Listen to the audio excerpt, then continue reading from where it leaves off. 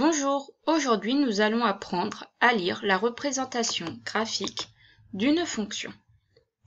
Tout d'abord, un petit rappel sur les coordonnées d'un point. Un point est repéré dans un plan par deux coordonnées. La première coordonnée correspond à l'axe des abscisses, c'est-à-dire l'axe horizontal. Et la deuxième coordonnée correspond à l'axe des ordonnées, c'est-à-dire l'axe vertical. Sur le graphique, on a donc ici l'axe des abscisses et là l'axe des ordonnées. Pour lire les coordonnées d'un point, on va tout d'abord regarder l'axe des abscisses. Ici, notre point A, il correspond à 2 sur l'axe des abscisses. Puis on regarde l'axe des ordonnées. Ici, ça correspond à 1. Les coordonnées du point A sont donc 2, 1. Remarquez comment les notes, entre parenthèses, séparées par un point-virgule, et non par une virgule, parce que quand on a des nombres décimaux, ça va poser souci.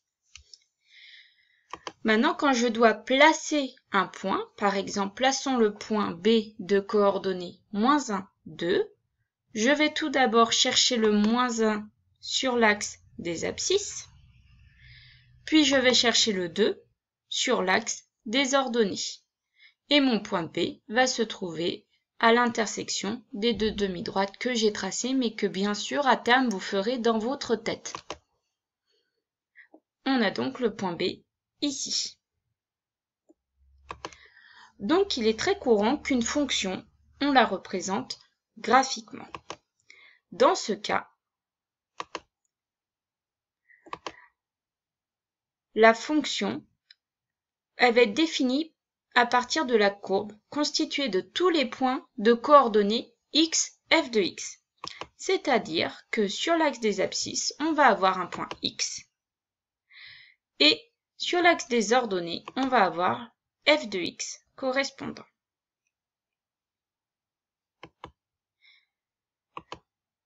Ainsi, on va pouvoir lire ce graphique et dans un premier temps, lire une image sur un graphique. Par exemple, lisons l'image de 2 par la fonction f. Donc, sur notre graphique, première chose à faire, quand on nous demande de lire une image, c'est de repérer 2 sur l'axe des abscisses. Puis, de lire les ordonnées, l'ordonnée en l'occurrence ici, correspondante.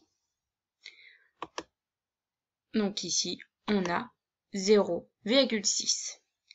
Donc, l'image de 2 par la fonction f est 0,6 ou f de 2 égale 0,6.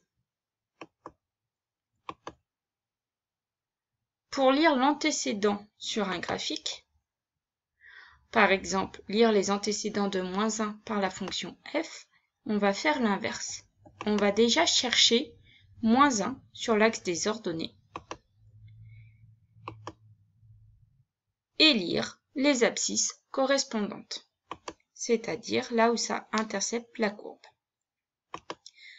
Donc on a 4, 5,8 et 9,7. Effectivement, je vous rappelle qu'un nombre peut avoir plusieurs antécédents. Voilà, on s'entraînera en classe. Je vous dis à très vite.